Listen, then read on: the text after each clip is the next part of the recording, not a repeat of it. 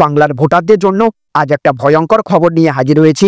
Voter ভেরিফিকেশনের নতুন নিয়ম জারি হয়ে গেছে, আর এবারের নির্দেশ সরাসরি এসেছে দিল্লি থেকে। নির্বাচন কমিশনের আসল চিঠি এসে পৌঁছেছে, শুরু হয়ে গেছে কাউন্টডাউন।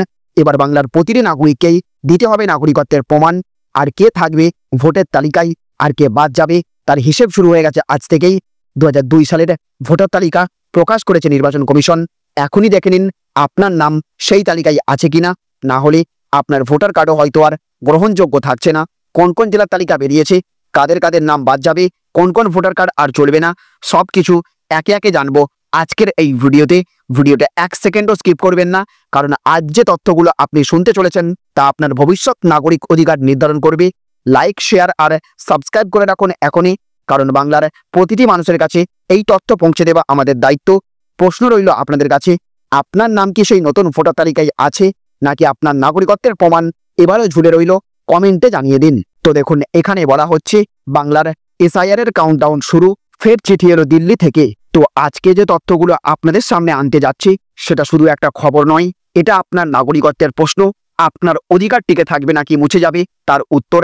নির্বাচন কমিশনের নতুন নির্দেশে স্পষ্ট বলা হয়েছে, ভোটার তালিকায় নাম রাখতে গেলে এবার নাগরিকত্বের প্রমাণ বাধ্যতামূলক, এবং এই নির্দেশ এসেছে সরাসরি দিল্লি থেকে।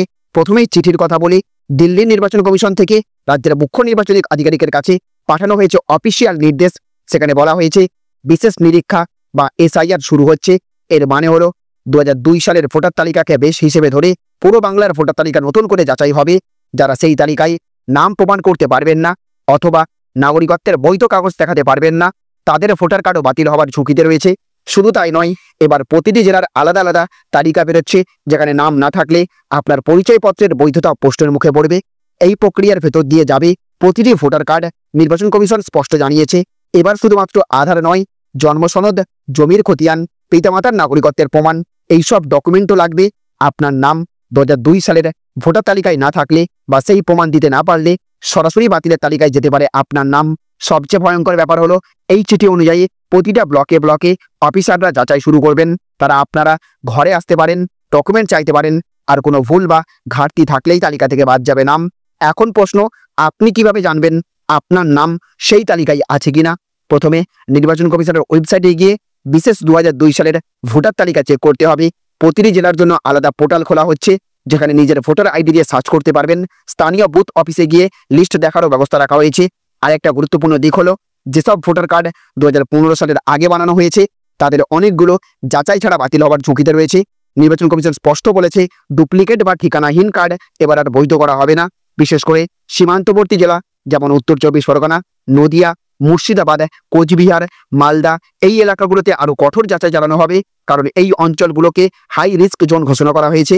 এই প্রক্রিয়ার সময় যদি নাগরিকত্ব প্রমাণে ব্যর্থ হন, তাহলে শুধু ভোটার অধিকার নয়, সরকারি বিভিন্ন সুবিধা থেকেও নাম বাদ পড়ার সম্ভাবনা তৈরি হবে। অর্থাৎ এটা শুধুই ভোটের ব্যাপার নয়, এটা আপনার পুরো পরিচয়ের অস্তিত্বের প্রশ্ন।